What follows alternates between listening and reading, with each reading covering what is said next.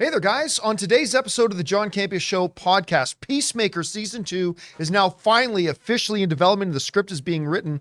The Golden Globes are trying to become a little bit more relevant. They've added more voters, and look at that. They've actually put a little bit of diversity in their group. Can streamers take advantage of this new residuals model that the writers have and find a way to use their release schedules to screw them out of residuals? We're going to stress that. Also, whole bunch of Loki stuff since Loki's coming out this week. A Marvel executive talks about the future plans for Thor and Loki together. The Loki runtimes have been released, and the first reviews for season 2 have come out, and they're surprisingly pretty fantastic. That and a whole bunch more. The John Campea Show podcast starts right now.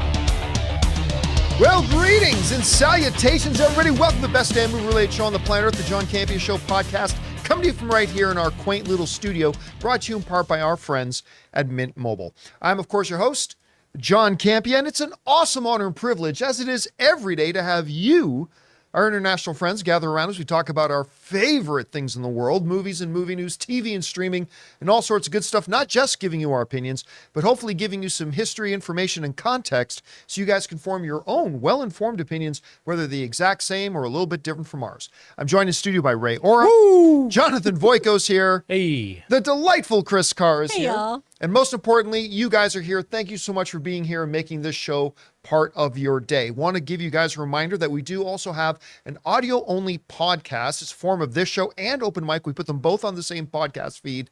So for those days that you're commuting, you're on a treadmill, you're taking a walk around the block, you need an audio-only version of the show, make sure you go right away, whether it's on Apple Podcasts, Spotify, or your favorite podcasting app of choice, and subscribe to the John Campea Show podcast today. All right, guys. With all that down, let's dive right into it, shall we? The single best, I still contend this, and I will forever, the best DC television show ever is Peacemaker. And I say that as a fan of a lot of DC television, but Peacemaker is, I think, the best thing they've ever put on TV. I absolutely fell in love with this, and I was one of the guys who, when they said they're making a Peacemaker show, I said, why? What? I mean, don't get me wrong. The trailers for Suicide Squad look good. I like John Cena in comedic roles and everything, but this is a stupid idea. Making this show is a stupid idea. And then, if you really want it, came on, and I was in love. I fell in love with this show. Loved it from episode 1 to the finale. It's fantastic, but we've been waiting a long time for news about season 2. And, you know, a couple things got in the way. James Gunn becoming the head of DC kind of, threw a wrench in things a little bit. Had a little bit of a writer's strike going on threw things in a wrench a little bit. But still, this is a show that came out, I believe, 7 years ago. I think Peacemaker Peacemaker season 1 was 7 years ago. At least that's how it felt like. But finally, officially, word has now come out. They are rolling on season 2. This comes to us from the folks over at CBR who wrote, created by James Gunn and based on the DC Comics character of the same name, Peacemaker premiered on Max, which was HBO Max at the time, in January of 2022. That's exactly what I said 7 years ago. The series drew high viewership and critical acclaim, which led to a second season getting announced the following month. Progress on the series has been fairly slow since, though, thanks in part to the WGA strike. However, James Gunn revealed in an Instagram comment to a fan asking for season 2 that he is, quote unquote, this is James Gunn saying it, I'm writing it now. So Peacemaker season 2 is finally at least in the script writing phase. Now, I don't know how much time James Gunn is going to have to work on it. He's got a little movie called Superman, which is going to be rolling into production here soon. I'm sure he's already hard at work on pre-production. So, I mean, it sucks to say it, but, it came out in January of 2022. So a year and a half ago. I don't think we're going to get a Peacemaker season 2 until maybe mid-2025. Like, I think it could be like 3 years in between seasons. And I think that sucks. I really do. I really think that sucks. So I am part super excited because I absolutely love this show. I just think it's fantastic. And, one of the big questions a lot of people are going to have about Peacemaker moving forward is how does it fit in to the new DCU? And I don't know the answer to that. But what I've always said is this. If you really watch, really watch If you Peacemaker really season watch one, couldn't resist. Season one, if you literally just take out that final little cameo scene in the final episode, the fuck you, Barry scene with Jason Momoa and Ezra Miller there, you take that one quick cameo out, this Peacemaker series was in almost no way attached to the DCEU, really, in a practical way.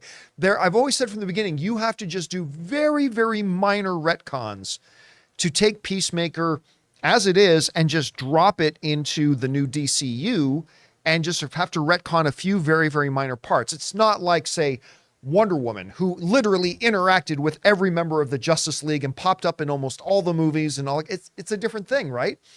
You can say, oh, when Peacemaker said this in the first season, he was actually referring to something else, So it's not a hard thing to do. I'm not so concerned about that. I am more concerned about he's only writing it now. He can't write very much because he's got to be focused on Superman. I think it's going to be a while till we see it.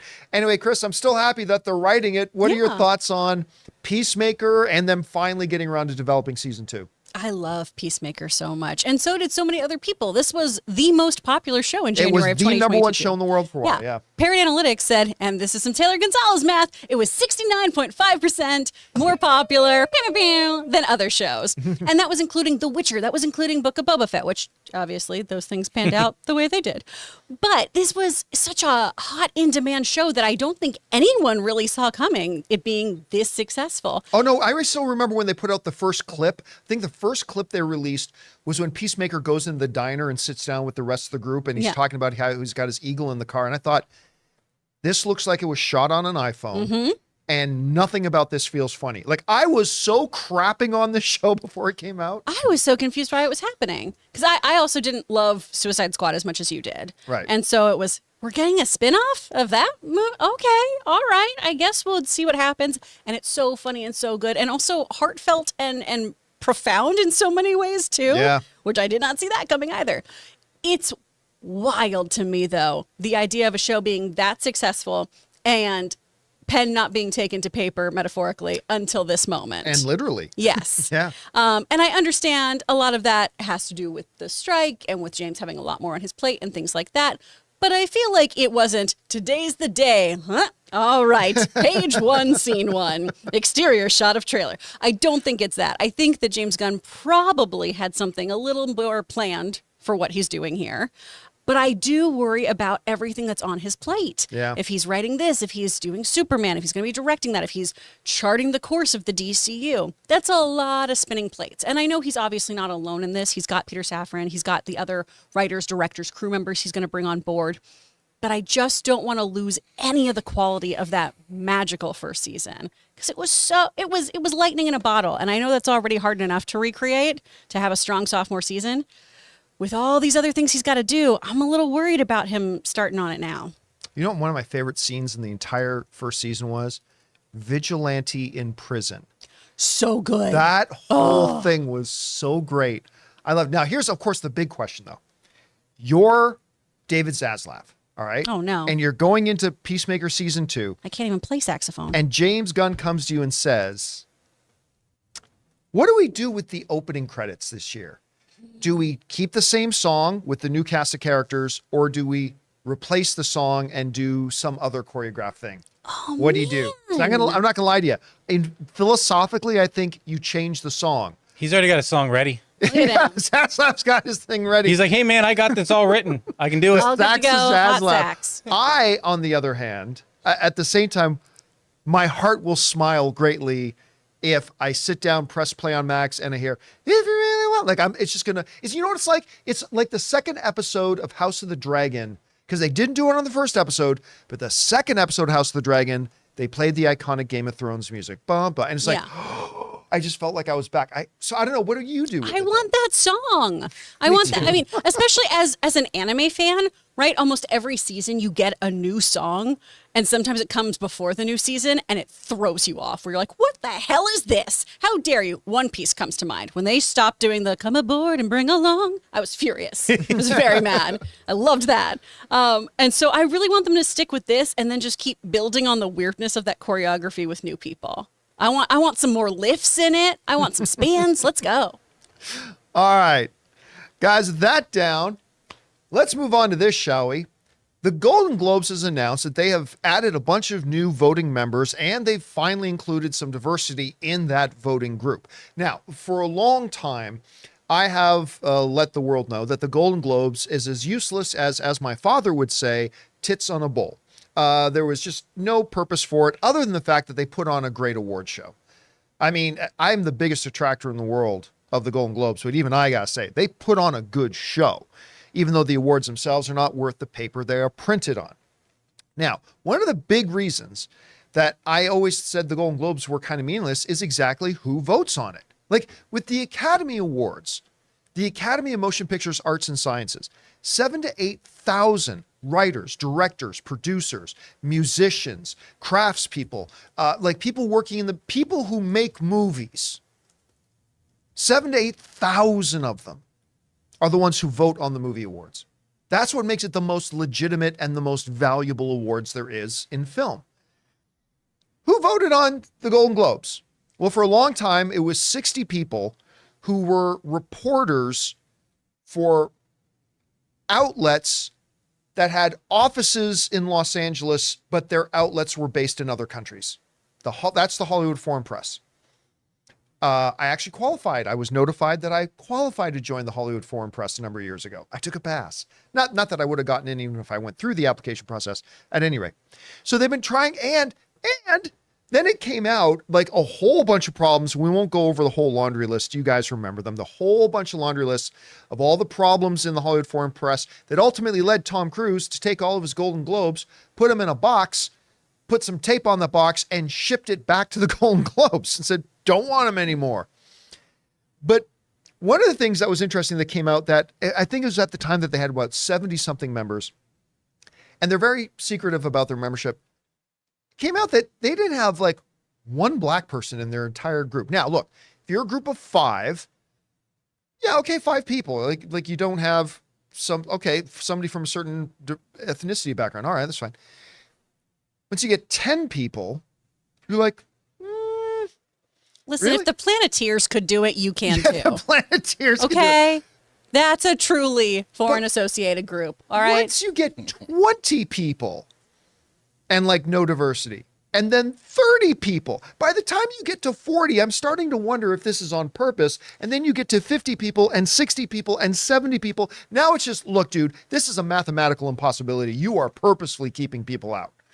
So the big development, of course, happened a little while ago when the Hollywood Foreign Press and the Golden Globes got a new owner.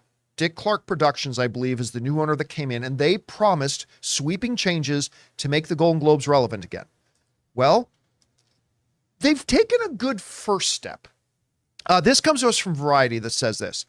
The Golden Globes has added new members, bringing its voting total body to 300 people, which is better. That's better. And 60% diversity, the organization announced on Monday. Our commitment to maintaining the diversity of our voting body continues, said Helen Honey, president of the Golden Globes, in a statement. Our voters represent 76 countries, bringing a unique international perspective on nominating the best in motion pictures and television this year. All right. Look, as the guy who has been the biggest vocal opponent of anything regarding the Golden Globes and what a pile of useless garbage they are, I have to concede and give credit where credit is due. These are good first steps. Number one, expand the voting body. Because here's the problem. When you get a voting body in the Academy Awards, it's like 6, 7, 8,000 people. It's very, very difficult to undermine the process, right? But with the Golden Globes, when they had like 65 members, all you had to do was fly like 20 people out for a week's vacation in Paris and give them all like $5,000 bracelets, just 10 people, or 20 people, that represents 33% of the voting body of the Golden Globes. You can buy whatever award you want. With the Academy, with a voting base of 7,000 or 8,000 people, that becomes impractical. It becomes a lot more difficult. So you insulate the integrity of the awards with a larger base voting body. I also do like the fact that they've say, okay, we're not just a whites only club anymore.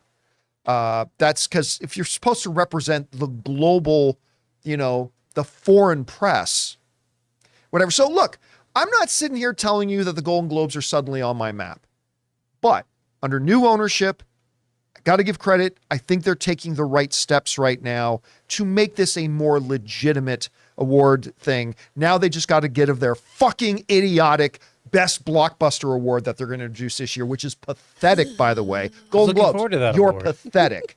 Drop that Jonathan. Right away, and you might be on the right steps. Anyway, Chris, Not pathetic, buddy. It's okay. you read this stuff in Variety. What do you make of it? I think this is a great first step with this new ownership. Dick Clark Productions is moving forward, which is great because, with the Hollywood Foreign Associated Press, it can't just all be U.S.-based people who historically have been white and male, right? We need to diversify just because there's so many different types of storytellings out there. Just because we need to have all kinds of voices represented if it is truly going to be a global platform. So this new group, we've got 11 new members from Switzerland, Italy, Canada, Armenia, France, Egypt, Spain, the UK. They've diversified tremendously where we've got now 47% of the voting body is female. 13% is Latinx, 26% is Latinx, 13% is Asian, 11% is Black, 9% Middle Eastern. We've got people now from Cameroon, Costa Rica, Cuba, Guatemala, all kinds of stuff. This is fantastic. And the reason why this is important, and I know people are already going to bitch and moan in the comments, there's a certain type of person who will do this of like, well, what does diversity have to play into this? Shouldn't it only be qualified people? Yes, it should only be qualified people, but that doesn't mean there's only one type of person who's qualified. More importantly than that, again, once you get to 70, 80, 90, 100 members, When you're 300 members, you are purposefully excluding some of those most qualified people simply because they weren't white. Like I'm sorry, but that's what it is. It's fine for 5 people, 10 people, okay, math, whatever. But once you get to 50, 60, 70, 80, 90, 100, 120, 140 people, and you got nobody that looks different, you are purposefully excluding some who would be more than qualified to be in there. And that's something that fortunately looks like Dick Clark Productions put it on a personal level.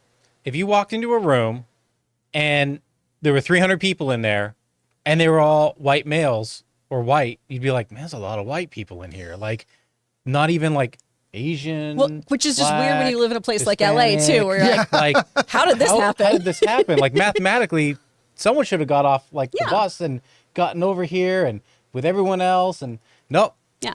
And that's not to discount the value of those other members who are Americans or who are male or who are white. Of course not, yeah. They have great opinions and we're really glad that they're in there too. We just want everyone chiming in about how these votes happen because that's what makes the best storytelling is when we have diversified stories in the first place. If we all have the exact same perspective on things, it doesn't help expand our viewpoint. One of my favorite things we've talked about on this show is how Turning Red was such a wonderful film that all of us connected to. Yeah. Every single one of us in here found ways to connect to that movie. And that's not necessarily any of our story, right? But when you hear other stories from other people and you go, oh my gosh, I feel so connected to that. That is so relatable. That's what makes us all feel more connected as a global audience. That's where we get to find all those beautiful commonalities. And that's when film really thrives. Same with television, where we go, oh my gosh, isn't it beautiful that this medium can bring us together in such a tremendous way, no matter what walk of life we've taken. There are going to be some people, like you were pointing out, Chris, that are going to say, why does Dick Clark Productions have to force the Golden Globes to adopt a philosophy of inclusion? I'm telling you, that's not what they're doing. What Dick Clark Productions is doing is forcing the Golden Globes to get rid of their philosophy of exclusion. Yes. It's not forcing them to adopt a philosophy of inclusion. It's forcing them to say, hey, that agenda you've got of exclusion, you got to get rid of that agenda. You got to just get rid of it. Get rid of that bullshit. You got to be open to the best people who are going to represent the global audience. So stop it. And that's what they're doing. And I think it's the right thing for them to do. Now they just got to get rid of that idiotic blockbuster award. All right. With that down, guys, let's get into this, shall we? We all celebrated that the Writers Guild had reached a deal with the studios. And a part of that deal, a lot of the deal is very good. I think it's a very good balanced deal for everybody. But the residuals issue was a little bit weird. And because it was really more of a bonus system and there's a pretty high threshold for anybody to get residuals. Still, the question becomes though, as studios will often do, they will try to find a way to game the system. Is there a way that the studios can manipulate things to try to make as few writers as possible get residuals? That is the subject of today's Mint Mobile hotline question of the day. Listen, if you guys have a question for our show and like to hear your voice on our show, go ahead and call it in anytime, 24 hours a day, 7 days a week at 951-268-4259. And today's question is specifically about residuals. Check it out. Hey, John and crew. This is Clayton from Dallas, Texas. With the residuals or bonuses that you mentioned for writers based on the 20% viewership in the first 90 days released, will this affect how streamers release their shows? There have been some series that drop weekly, and the first episode really didn't do it for me, so I didn't tune in, even though I would go back and revisit it, and I was impressed later on. Whereas there were some shows that dropped everything at once, and I powered through some of the lulls or more boring episodes because it was something that I could binge. To me, this seems like a real gray area as far as a streamer having control about how they release a show. Thanks, and bring on the filthy. All right, Clayton, thanks a lot for calling that in. Yeah, so, I mean, the writers got this deal. Now, let's just put this into context and understand at least the very basics. I'm going to oversimplify this just for sake of time. But here's basically how, under the new deal, residuals for work for writers. Take a look at this. So, a show, let's say you launch a new show, PP Sampson and the Dynamic Gold Busters, right? Okay, PP Sampson and the Dynamic Gold Busters. I have no idea what that show's about, but here it is. I have an idea. I have a rough idea. Let's say it drops on PP Max. was the first thing you thought. So here's the thing. That show has to get, in order for the writers to get any residuals, that show has to get a viewership that is equal to 20% of the streamer subscriber base within 90 days of the premiere. So PP needs a strong stream. A super strong stream, buddy. I mean, You really need a strong I mean, stream to push that. you gave me the pieces. I just put it together. Give you the peepees. Yeah, the PP. Oh no, PPs. I'm not putting any PPs together. It's not that kind of show. We're live, but calm down. I'm just saying. That's what you're saying, right? Yes. We get it. Okay. Thank you. PPs all add up. PPs. Needs Yeah. a strong stream. Yes. In order to.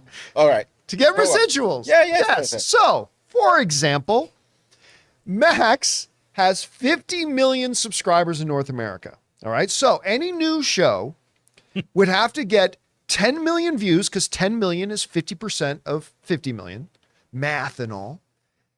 That means that show, PB would have to get 10 million views in the first 90 days. Can we even say Pepe or something? You know what? I regret that I came up with that. Pepe. Pepe. Yes, Pepe. we're going to go There with you go. Pepe. Okay. So Pepe needs to It's get funny. 10 million views in the first 90 days of release to qualify for the residuals. All right. That's a pretty high standard.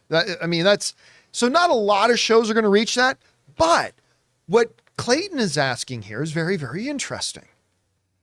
Considering it has to be done within the first 90 days, you got to hit that 20 million views in the first 90 days. That means shows that are hitting it big right now, like Suits, well, that wouldn't qualify because Suits came out like 7 years ago. So it wouldn't qualify. It has to be within 90 days of the premiere, right? All right. So different streamers have different release philosophies. Netflix has an antiquated streaming philosophy of kind of dropping all the episodes at once. All the statistics have proved that that's not the right way to do it. It's not even up for debate anymore. That all the statistics and the numbers have proven that's not the right way to do it. And we're starting to see Netflix start to experiment. But still, for now, for the most part, they drop all the episodes at once. Other things like HBO and Disney, for the most part, they will drop one episode a week, which gives it a much longer life and gets more people on board. Because here's what got proved out. For shows on Netflix that drop all the episodes at once, the data showed, I think it was The Wrap that did this thing, that if people don't start watching that show within the first 8 days of when it drops, the chances of them ever checking it out drops by like 80%.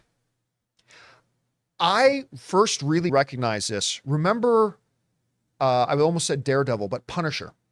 I still remember Punisher season 2 was coming out on Netflix, and everybody was hyped about it. We were still at AMC at the time, and everybody was psyched. Or it might have been Collider by then, but whatever. Everybody was psyched about Punisher season 2. Punisher season 1 was great. All our viewers were calling in and writing in, and everybody was excited about it. And then Punisher season 2 dropped, and I thought it was awesome. And everybody raved for about 48 hours. And after those 48 hours, nobody talked about it anymore. Like within about 2 or 3 days, weeks of talking about Punisher before it came out, and then within about 2 or 3 days, everybody had seen it. Everybody said, this show's awesome. And then nobody talked about it again. And there were no new episodes coming because they dropped them all at once. Unlike, say, go back and take WandaVision, for example, where literally the John Campea show could have been renamed the John Campea WandaVision show for about 2.5 months. Yep. Because every week there was a new thing, new audiences. Like by episode 4, there were still a bunch of people going, well, everybody's talking about it. I might as well check it out. So could a streaming service try to manipulate the release schedule? Or let me even get more nefarious. What's to stop Netflix or Disney Plus, Peacock, say, great, we're debuting Pepe. That's right. On February 2nd. Make sure you tune in for episode 2 on March 2nd. And episode 3 in April 2nd. And then 90 days is gone. Now, that is very unlikely to happen. That is not in the streamer's best interest. But it's just there to illustrate a point that there could be ways that streamers could look to manipulate the way they do their releases to maximize viewership after 90 days and maybe minimize it a little bit in the first 90 days. Again, that might not be in their best interests. Maybe their best interests do align with the writer's best interest. Hey, we want the writers to get those residuals because that means our show's a big success. That's the idea. But listen, we're talking about a Hollywood studio system that is very creative in their accounting, right? We've known that forever. And listen, don't pretend like you aren't either. All you guys who come tax time. Oh yeah, let's deduct that. Yeah, you all do it. We all do it.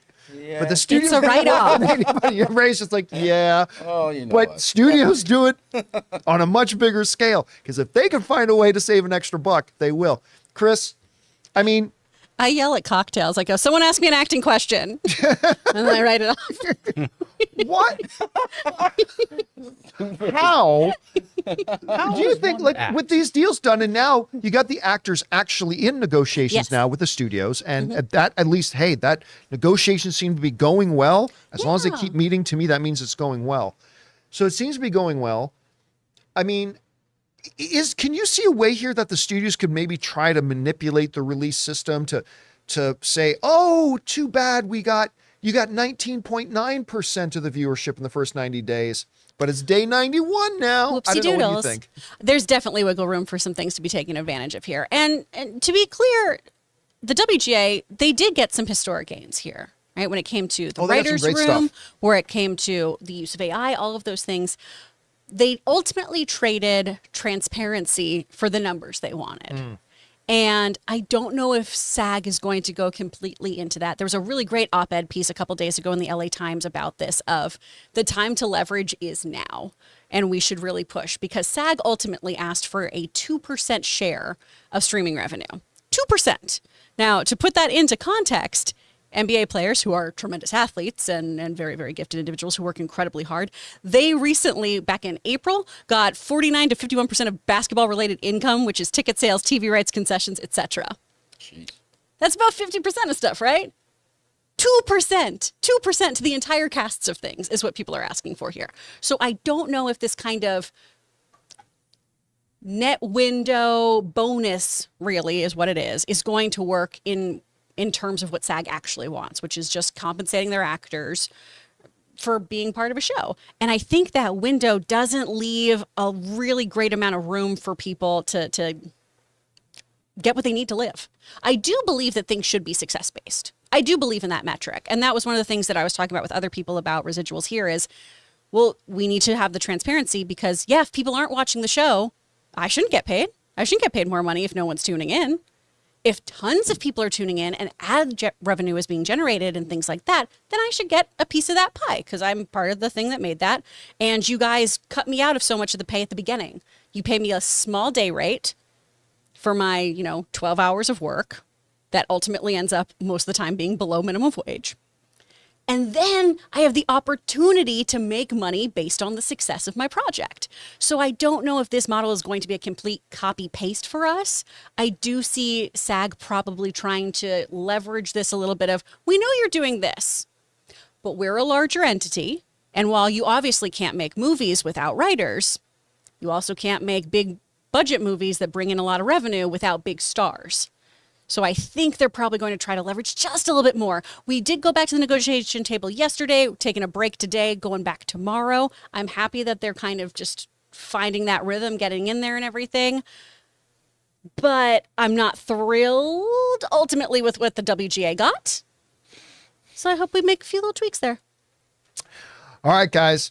With that all down, we've got a bunch of Loki stuff that we need to talk about. A Marvel executive's talking about the future plans for Thor and Loki together. The runtimes apparently have come out, at least reportedly come out, for the Loki episodes, and it sounds pretty good. And speaking of Loki, the reviews and reactions to season 2 are coming out, and they surprisingly sound pretty fantastic. We're going to talk about that and a bunch more, but first we're going to take a quick break and thank a couple of sponsors of today's episode of the John Campea Show podcast. Our friends at Vessi and HelloFresh. Guys, we want to take a second to thank a sponsor of this video, Vessi. Now, you guys know I'm not exactly the most fashion conscious guy in the world, but I love a great pair of shoes that are comfortable and I can wear almost anywhere. And growing up in Canadian winters when my feet got wet a lot, waterproof would be nice too. Enter Vessi. They make the claim that they're not just fashionable and super comfortable, they're also waterproof. Now, you guys remember, when I got my first pair of Vessis, I put them to the ultimate waterproof test. I actually stuck my foot in my pool, my feet stayed dry, and the shoes stayed dry.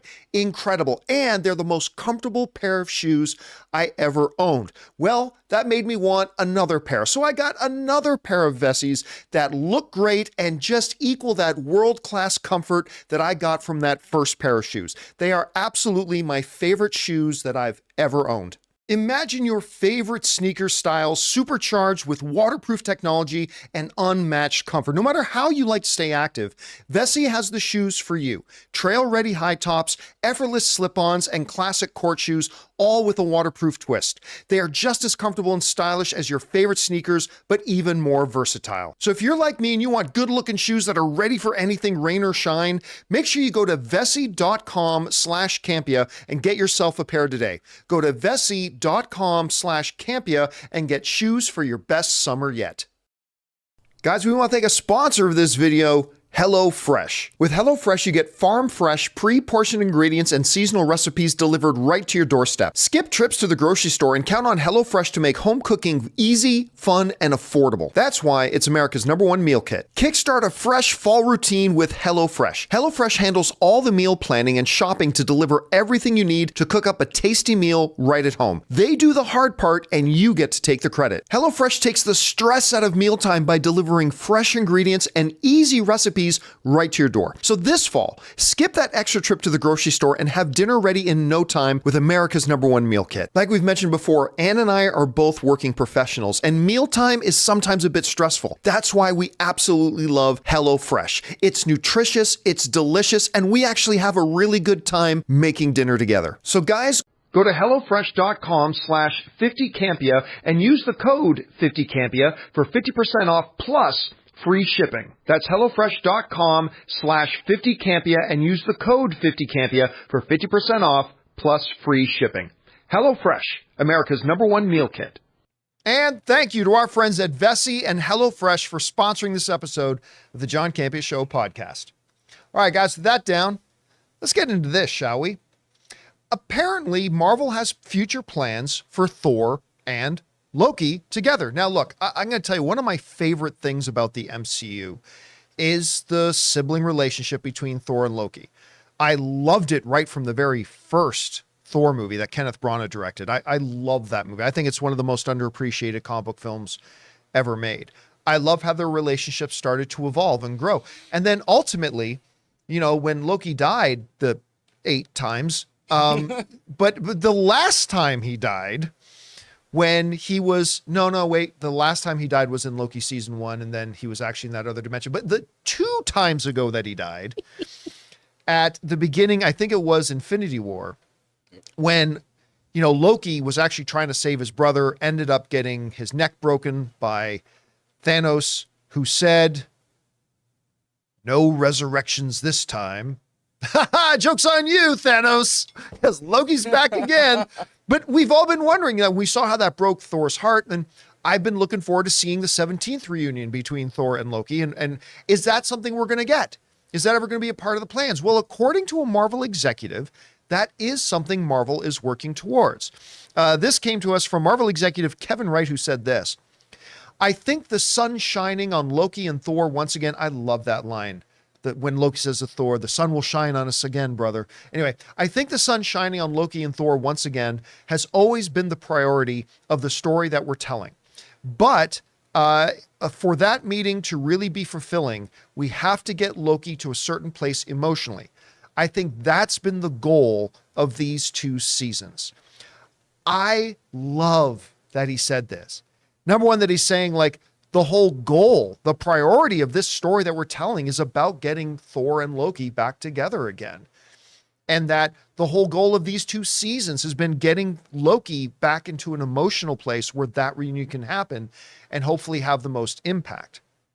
Now, I have always loved when these guys hate each other, and I love it when they love each other. I mean, there's just something about this relationship and that dynamic that has been so incredible. And not only that, but the dynamic and relationship between Tom Hiddleston and Chris Hemsworth at all. Like, a lot of people, some of you may not know that Tom Hiddleston, the way he got into the Marvel thing here is he was one of the finalists to play Thor.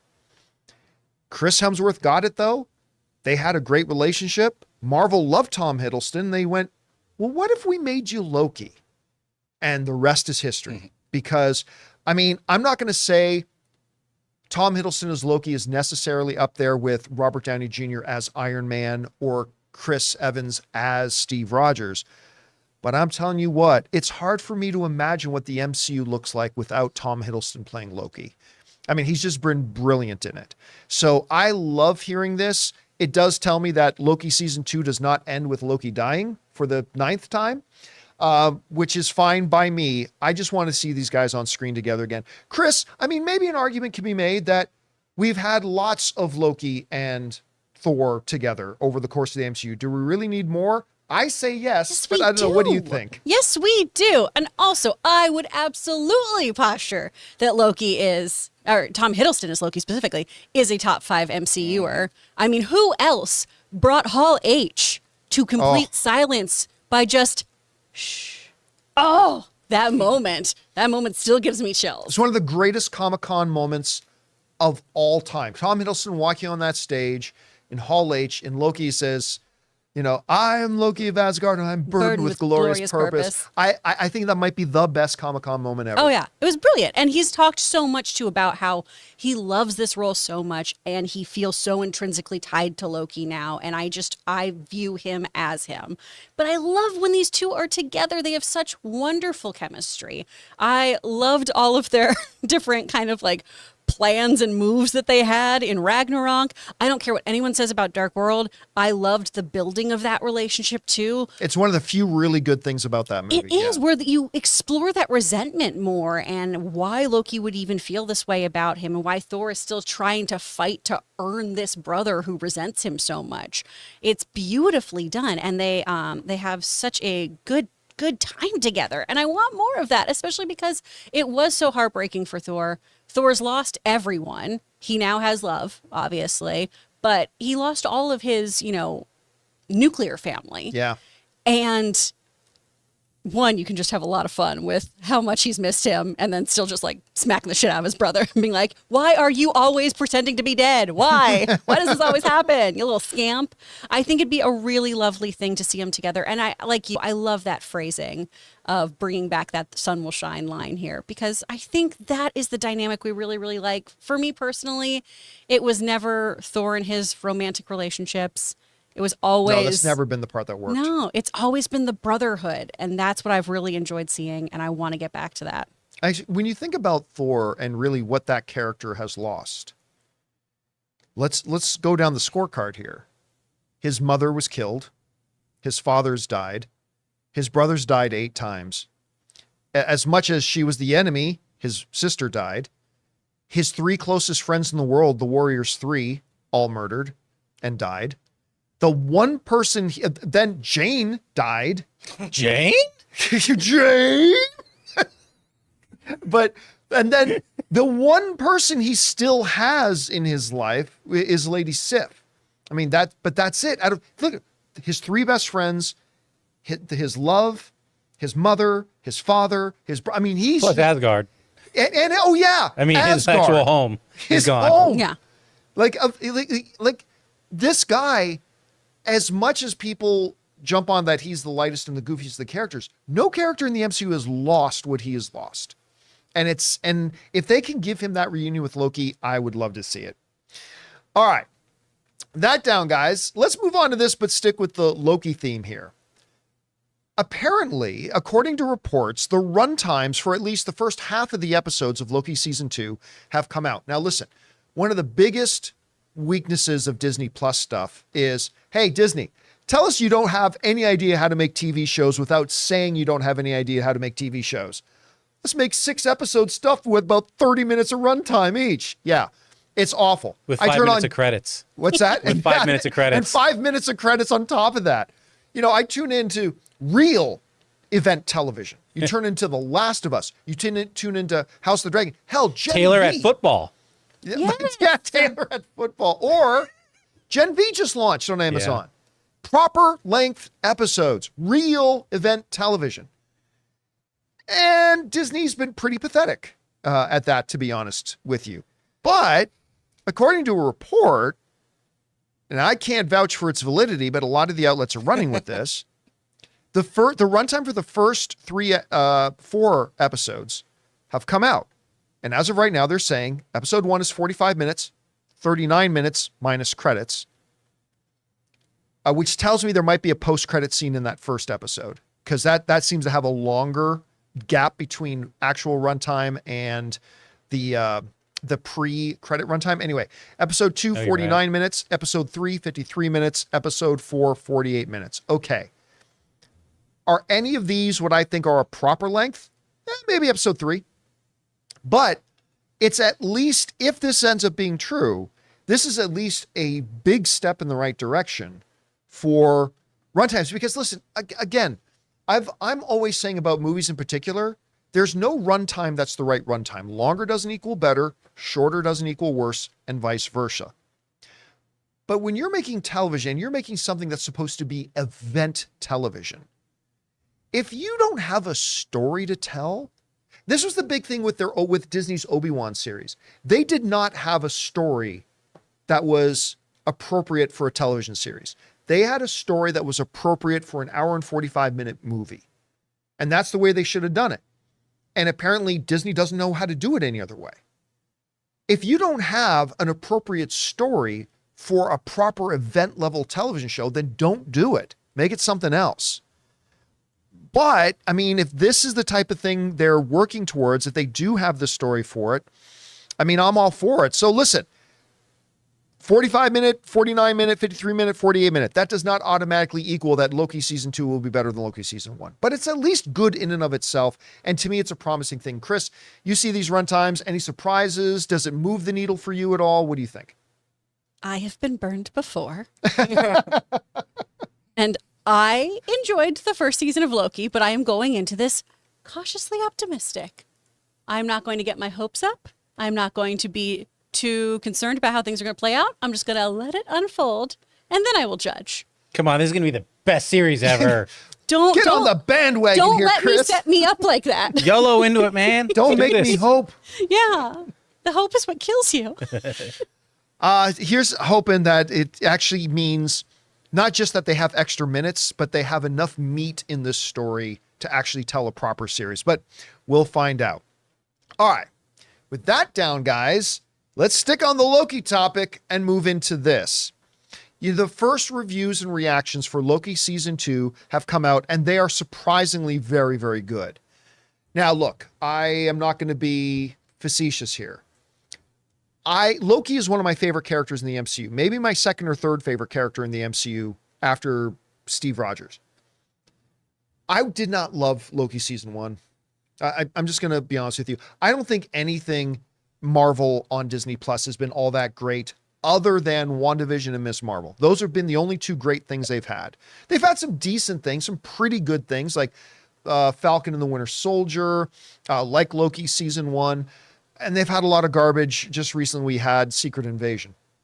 So I don't have the highest amount of excitement for any new DC or a MCU project coming out on Disney Plus, to be honest with you. And I didn't think Loki Season 1 was great. It certainly didn't do justice to the great character.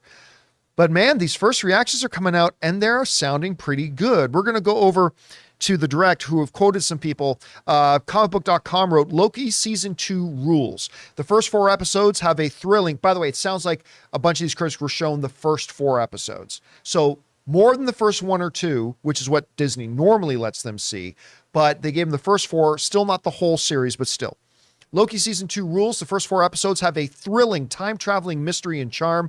Some of the TVA sci-fi jargon is hard to follow. The cast is tremendous together. The sets are great. Overall, it's awesome. Hoping episodes 5 and 6 stick the landing because they're doing their pathetic 6-episode thing. Anyway, and yes, Ki-Hu Kwan is brilliant in Loki. His character has a key role in Season 2. He brings so much charm and joy to the show. Brilliant chemistry with the rest of the cast. It's good for me to hear because the trailers made it look like he was in a cameo and just doing one scene.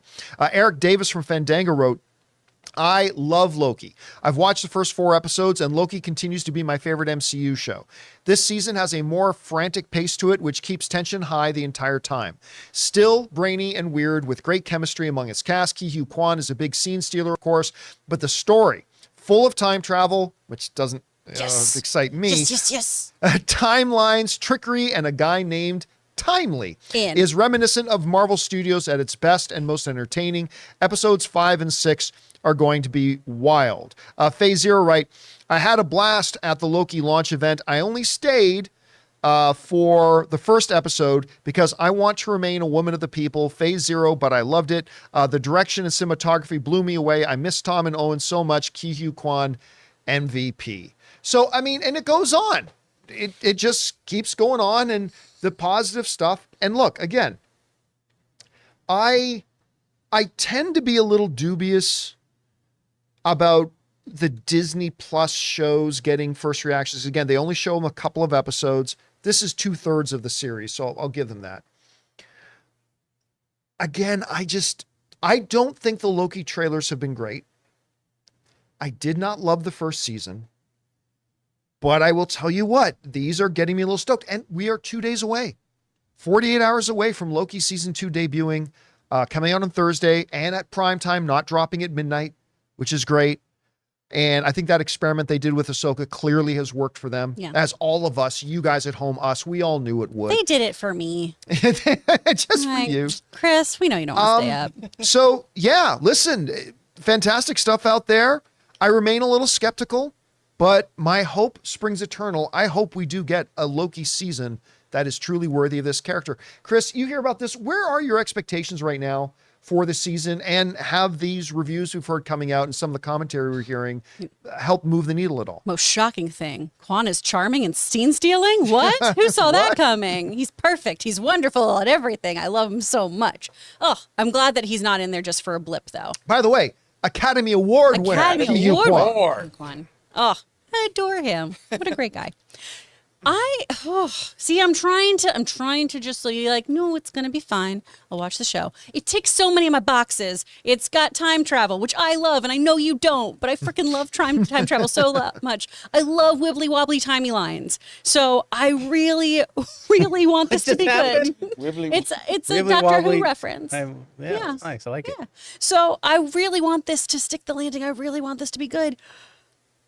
But again, I have been burned before, and I don't want to get my hopes up. So I am excited about it. I'm with you that the trailers haven't looked great. It's been a lot of hair flips. It's been a lot of hair flipping. Don't play the drinking game. You will die. You will really die. likes his color scheme. It's very Wes Anderson. If Wes Anderson was doing sci-fi, I feel like it's that kind of aesthetic right there, complete with Owen Wilson. So it's perfect. But I'm trying to just tamper those expectations. So, look, the MCU on Disney Plus has been overall a disappointment. Again, a couple of great things, but most of the stuff they've put on there has either just failed to live up to expectations or not really met their potential or just been bad, you know? So the question then becomes, let's say Loki season 2 is fantastic. All right, let's play this game for a second. Could that mean or be the first step in the MCU getting back on track? Because one could argue that Loki season 2 is the second major step leading towards Avengers Kang Dynasty. The first step was a flop, was a failure, which was Ant-Man and the Wasp: Quantumania, right? So that didn't work out so well. That didn't get anybody excited for a Kang Dynasty movie. So, but if this one's great, could that reignite some excitement? Could that reignite the hope that we have? Could that reignite what we as moviegoers have been used to, which is being excited for the next Avengers movie? And I'm going to say, you know what? Maybe it can, because you got Loki in here, who's a far more popular. I love Paul Rudd's Ant-Man. Love Paul Rudd's Ant-Man, but he's not Loki. So you got one of the absolute franchise favorites in the show that a lot of people are looking forward to. If they can knock this out of the park, and if they can do stuff with Kang in it that's meaty, then maybe it can be the redo on the first step towards Avengers Kang Dynasty and getting people looking forward to that. Because right now, Chris, I just feel like a lot of people are like me, a little disillusioned with the MCU at the moment. Mm-hmm. You know, we know how good the MCU can be because they did it for years. And maybe this can be the promise. Okay, look, if you end up loving this show, let's say you do, argument's sake, let's jump forward 6 weeks and you love Loki season 2. How does that change your outlook overall of where the MCU's at right now? Oh, it definitely would reinvigorate how I'm feeling about everything. Because Loki is such a wonderful kind of blueprint for what a Marvel villain should be, in my opinion. And Marvel, for a long time, has had a villain problem, where they've all kind of ended up being these jobbers who are one-off movie characters or one-off TV show characters. And the strongest ones we've had, Loki has stuck around and has had a beautiful redemption arc. Others, Kilgrave, if we're going Netflix, killed off, right? And that was a wonderful, powerful character who had real consequences and could take down any super-powered individual. Other people we've had pop up, god butchers, big gods like Dormammu, things like this that are huge, all-encompassing evils are one-and-dones. And Kang promises a real threat that should go on for several films, right? Loki is such a great gateway to that because he was our big bad who connected us to all of the worst things then. He was our gateway to Thanos, ultimately. And it's really beautiful to see him come full circle and try to be that better man, try to be the kingly figure that he always viewed himself to be, but with actual care and compassion for others as opposed to seeking power and dominance for himself. And I think that's such a great juxtaposition against Kang, who feels that he is the right ruler, the right fit to govern the universe and all timelines. So if it works, oh man, could it be really cool. If it doesn't, what a warm fart on a cold toilet seat. But let's explore that. Let's explore that fart. Let's explore the warm fart. Yes. Which is, we talked about, okay, if it's great, get it changed. But could it the opposite be true? Let's say Loki season 2 is horrible. Again, we're just talking theoretical, like we were talking theoretical if it's great. Yeah. I wonder if the consequences could be that Kang Dynasty's dead in the water. Because they already blew the first step towards Kang Dynasty and Ant-Man and the Wasp Quantumania. If they blow Loki season 2, I mean, they are really digging themselves in a hole. Absolutely. They're setting up an event. And so far, we've stumbled for the first few steps after the gun's gone off, right? Right. We really need to pick up that momentum and really fire off. Otherwise, you can't have an event film if there's no build up towards it. Oh, I agree. Look at how the Endgame film happened. We need that momentum. All right, guys. With that all down, we are now going to move over and take questions and topics from our beloved supporters, our YouTube channel members. We have a bunch of YouTube channel members around here, and every day we ask them to send in some topics, and we get through as many as we can. But before we get to that, we're going to take another quick second here and thank another sponsor of today's episode of the John Campea Show podcast, our friends at Mint Mobile.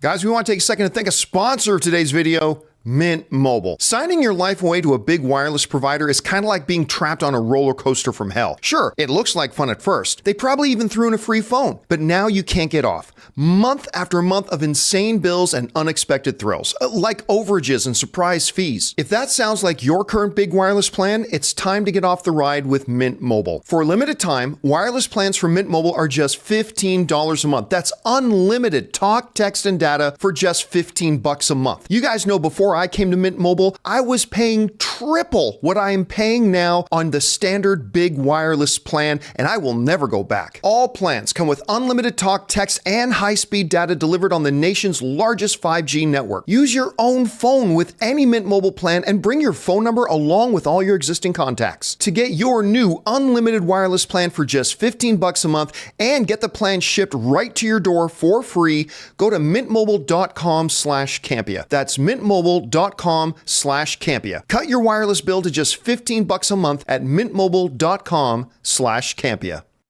And thank you to our friends at Mint Mobile for sponsoring the John Campea Show podcast. All right, guys, we're now going to go over and take your questions. Oopsie, we made a mistake. See, we accidentally had super chats turned on, and they're not supposed to be turned on for the John Campea Show podcast. That's for open mic. But somebody did send in a super chat, so we're going to answer that one first. What was the super chat that got sent in? Here we go. From Seconds from Disaster, I need to see more, but I think I might like Gen V better than the boys. How do they keep making amazing stories? Every episode has me like, what the fuck? I'll tell you what, I mean, we raved about it yesterday. I still haven't watched. Oh my God. Sunday night, I was like, I got to watch this before Monday's show. So the plan was, because it was later in the evening, that I was going to watch one episode and I'd get back to episodes 2 and 3 maybe today or yesterday, whatever. And I could not stop watching. Like I was up till 2 in the morning watching the first 3 episodes. Damn. And then at the bottom corner says episode 4. I'm like, oh, a 4th episode's come out? I'm staying up till 3. But it was just a preview for the next episode. So I cannot believe how good this show is. Like I'm shocked how good this show is, because while I had faith in it, because Eric Kripke and all that kind of stuff is doing his thing. I expected it to be good, but it's a spinoff. Yeah. It's going to be, the characters are deep and rich and are multiple shades of gray, and they all have their own motivations, and they create this incredible collection of wonderful characters. I said this to Rob yesterday, take out the superpowers and take out anything comic booky. This show is still a great show that I would watch just because of the characters. I cannot wait for you to watch it. Okay. I want to hear your reaction to it. I'm really because pumped. it's fantastic. I don't know that I'm ready to say that I like it more than the boys, but I am shocked how good I think Gen V is. It's really crazy. Sweet. All right. What do we got next? Now we got tips. From CJ Rebirth, I finished the 3rd season of Only Murders, and it was awesome. Meryl Streep and Paul Rudd were great guest stars, and the chemistry between Steve Martin Short and Selena is fantastic. Well, and to go along with that, just before we started the show today, it's been made official. Only Murders in the Building has been greenlit for season 4. Yay! So there was some question about that, but apparently it is coming back for season 4. I can watch Steve Martin and Martin Short on screen together in an interview, on stage. By the way, they got a show that they tour around. Yes. That is pretty spectacular. My mother-in-law went and saw them, I think, and she By the way, loved them. Did you see that Chevy Chase was just recently asked about the possibility of a Three Amigos reunion in Only Murders in the Building with him? There was big headline, but I didn't read the story. So I was going to ask if any of you heard if Chevy Chase said he's going to go do Only Murders. You're going to say they're doing like a 3 mile. It's like, I don't think he can get on a horse.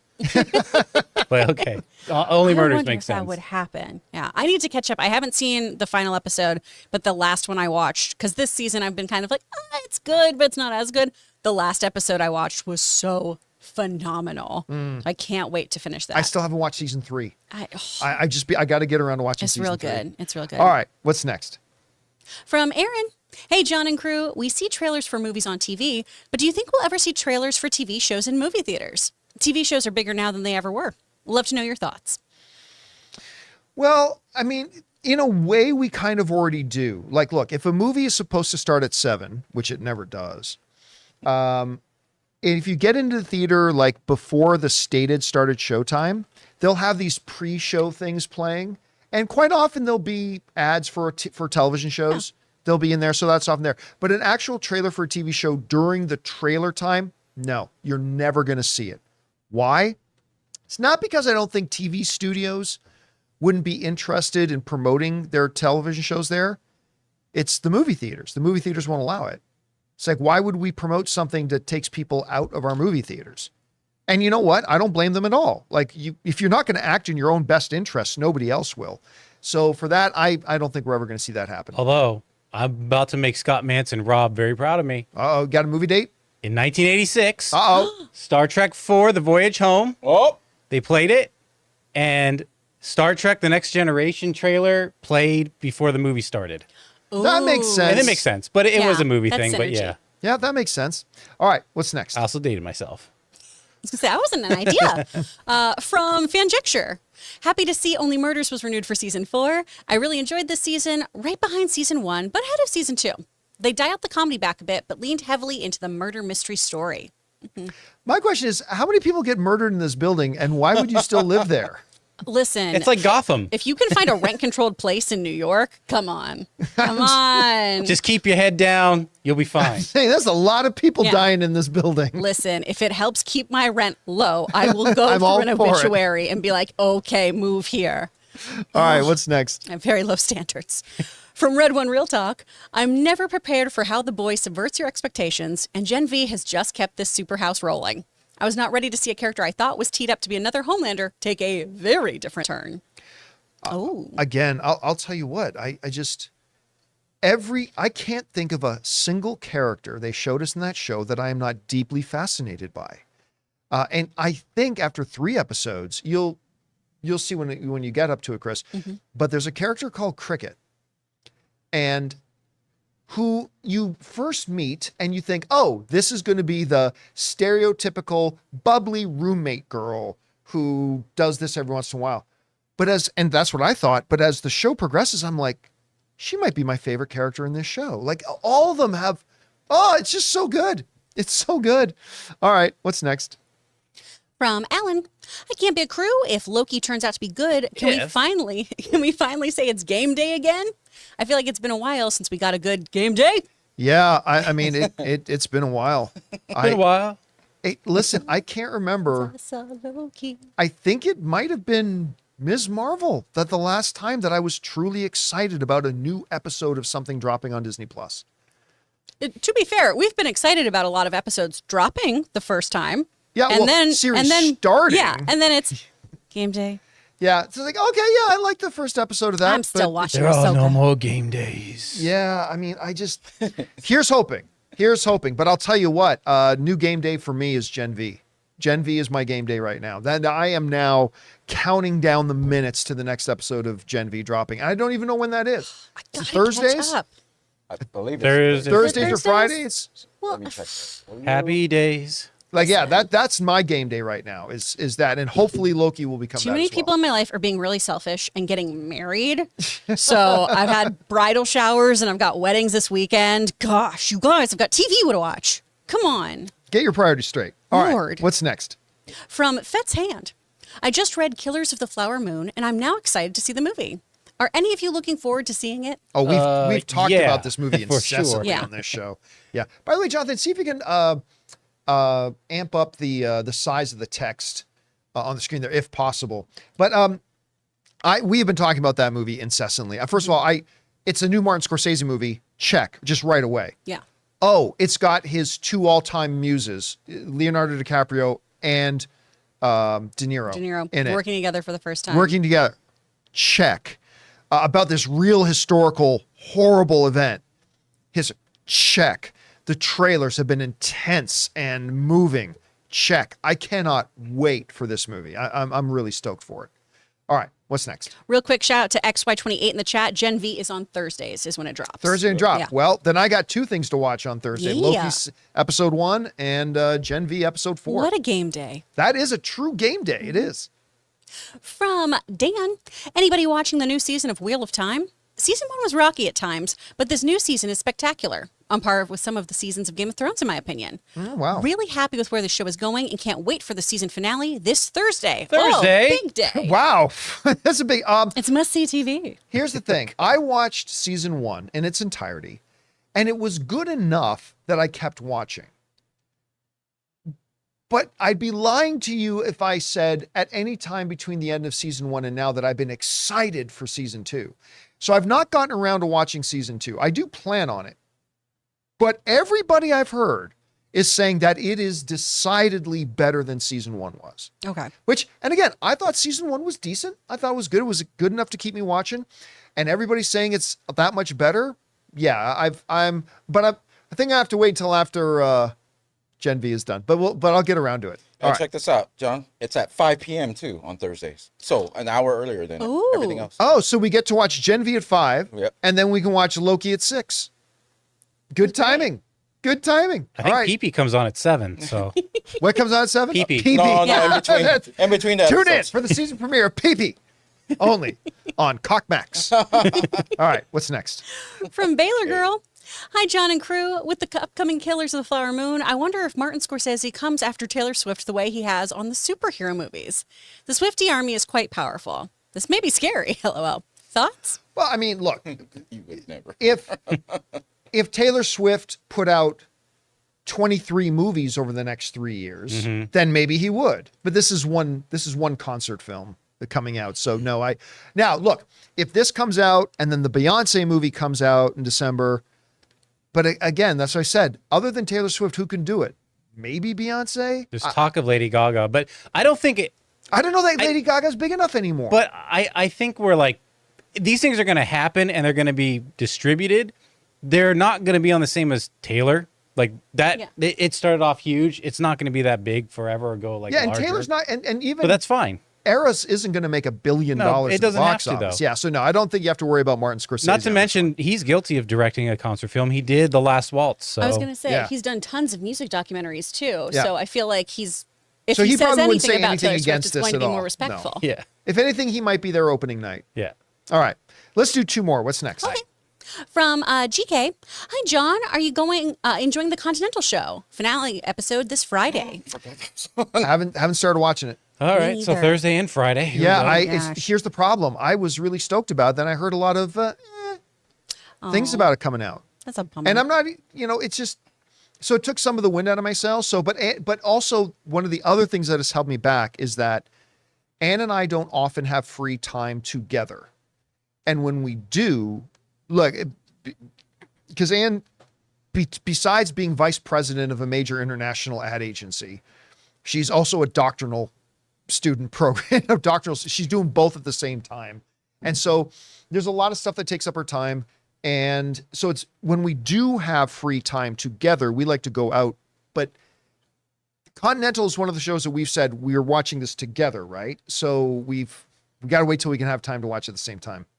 All right. Last question of the day. What's next? All right. Can we do real quick one before that? It's just really quick. This Sure. one from JG because he's in the hospital.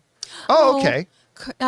Second one down there. JG Trey, currently in a hospital bed waiting for the show to start. Just wanted to say thank you for everything you guys do, the entire crew, John, Chris, Ray, and Jonathan. I can't imagine trying to get through this day without it. Oh, JG, I hope you feel better. I hope you're okay. Yeah, I hope you do well. Like I have to go to the hospital myself this week. Not for anything tremendously big or anything like that. But I mean, I just hate the idea of walking to a hospital at all. The fact that you're actually checked in there. Listen, whatever you're there for, I hope it goes real smoothly, real quick, and you get back on your feet just as fast as you can. All of our best thoughts to you, man. And thank you for letting us be there with you. That's a real honor for us. Thank you so much, man. All right. All right, So what's now next? we can do this one here. Gabriel at the top. Gabriel, I'm starting to get more worried about the Jonathan Major situation since we haven't heard anything. I'm giving him the benefit of the doubt right now and hope the situation resolves sometime soon. But if he did do it, then yeah, he deserves all the consequences. I mean, that's the thing about any of this type of stuff. Like, everybody rushes to make a decision. And I keep trying to tell people, you don't know anything. I don't care what YouTube videos you watch. I don't care what Reddit threads you watched. You and I don't actually know anything. So just like, look, and I've said, I was concerned when Jonathan Majors' lawyer came out and made that big grandiose statement. We've got all this video evidence that clearly shows we're going to submit it to the district attorney. We're going to have this thing thrown out immediately. They didn't throw it out. And you know what district attorneys don't like to do? Lose. And if they think they have a losing case, they won't take it to trial. But they took this to trial. Does that mean Jonathan Majors is guilty? Absolutely not. But it's concerning to me because his lawyer's talking this big talk. Oh, we're going to get this thrown out because of all this kind of stuff. It's like, well, clearly they think there's enough evidence there to pursue a conviction. So we'll see how it all turns out. I mean, I think everybody involved, the studios, Jonathan Majors himself, the courts, the fans, I think everybody's really ready for this to be over. Obviously what I'm hoping to hear, because I think Jonathan Majors is a singular talent. And I love watching him on screen. So obviously and just the human part of me hopes that this is not true, hopes that he did not do the things he's being accused of. But I think everybody agrees with you. If he did do it, if the proof shows that he did do it, yes, he needs to face consequences. But none of us should be jumping to any conclusions about whether he is or not. And it's important to keep in mind that, hey, he's innocent until proven guilty. So let's keep that in mind as well. And hopefully this gets resolved. The case has been running since August. So they're heading into their second month of the trial. So I hope this gets resolved quickly. And then everybody can just move on. And then MCU, Marvel can focus on promoting their material, or they can focus on replacing their Kang, or whatever happens next. But the waiting is the worst thing on everybody. All right, guys, with that down, that'll do it for today's installment of the John Campea Show podcast. Thank you so much for being here and making this show part of your day. Big special thank you to our YouTube channel members. Number one, for being YouTube channel members. And number two, for sending us all those topics and questions for us to discuss. Guys, don't forget to join us again tomorrow for the next installment of the John Campea Show podcast. So for the people in the room, Ray Ora. Hey, get well, brother, in the hospital. Jonathan Voico. See ya. Chris Carr. Feel better, JG. My name's John Campea. And until next time, my friends, pee-pee.